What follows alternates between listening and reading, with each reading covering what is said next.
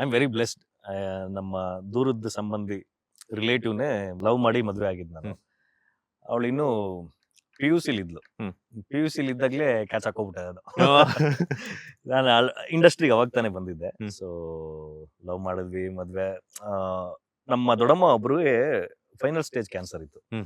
So ಇಲ್ಲಾಂದ್ರೆ mostly ನಾವು 3 years down the line ಲೇಟಾಗಿ ಮದುವೆ ಆಗ್ತಾ ಇದ್ವಿ. ಸೊ ಅವ್ರಿಗೋಸ್ಕರ ನಮ್ಮ ಪ್ರೊಫೆಷನ್ ಏನಾದರೂ ಇರಲಿ, ಅದು ಏಳು ಬೀಳು ಅದೆಲ್ಲ ಆಮೇಲೆ ನೋಡ್ಕೊಳ್ಳೋಣ, ಫ್ಯಾಮಿಲಿ ಇಂಪಾರ್ಟೆಂಟ್, ನಮ್ಮ ಜಾಯಿಂಟ್ ಫ್ಯಾಮಿಲಿ ಅಲ್ವಾ.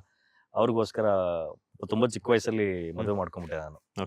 ಡಿಗ್ರಿ ಮುಗಿದ ತಕ್ಷಣ ಇಮಿಡಿಯೇಟ್ ಮದುವೆ ಮಾಡ್ಕೊಂಬಿಟ್ವಿ. ಬರೀ ನನ್ನ ನೋಡ್ಕೊಳ್ಳೋದ್ರಲ್ಲೇ ಟೈಮ್ ಆಗೋಯ್ತು.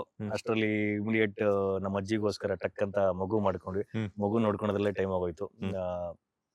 ತುಂಬಾ ಚೆನ್ನಾಗಿತ್ತು. ಬಟ್ ಕೋವಿಡ್ ಟೈಮಲ್ಲಿ ಸ್ವಲ್ಪ ಕಷ್ಟ ಆದಾಗ ಬೇಜಾರಾಗಿರುತ್ತೆ. ಆಬ್ವಿಯಸ್ಲಿ ತುಂಬಾ ಕನಸುಗಳು ಇಟ್ಕೊಂಡ್ ಬಂದಿರ್ತಾರೆ, ಅವ್ರ ಫ್ರೆಂಡ್ ಸರ್ಕಲ್ ಎಲ್ಲ ನೋಡ್ತಾ ಇರ್ತಾರೆ, ಆ ಥರದ ಪ್ರಾಬ್ಲಮ್ ಆದಾಗ. ಬಟ್ ನಾನು ಫ್ಯಾಮಿಲಿಗೆ ಏನು ತೊಂದರೆ ಮಾಡಿಲ್ಲ ಇದುವರೆಗೂ. ಫ್ಯಾಮಿಲಿಗೆ ಒಂದು ರೆಸ್ಪೆಕ್ಟಬಲ್ ಆಗಿ ಹೆಂಗ್ ನಡೆಸ್ಕೋಬೇಕು, ತುಂಬಾ ಚೆನ್ನಾಗಿ ಫ್ಯಾಮಿಲಿನ ಮೇಂಟೈನ್ ಮಾಡಿದ್ದೀನಿ. ಇವತ್ತಿಗೂ ಒಂದು ಆಟೋದಲ್ಲಿ ಕಳ್ಸಲ್ಲ.